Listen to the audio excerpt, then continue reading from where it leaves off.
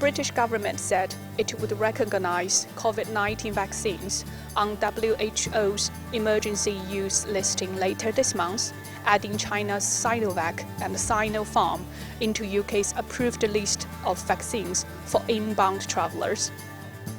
The changes, which come into force from November 22nd, mean travellers who have received those two jabs will be considered fully vaccinated in Britain.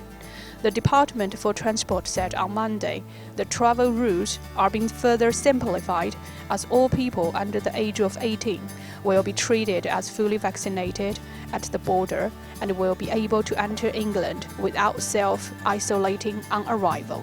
Transport Secretary Grant Shapps said the announcement marks the next step in the restart of international travel.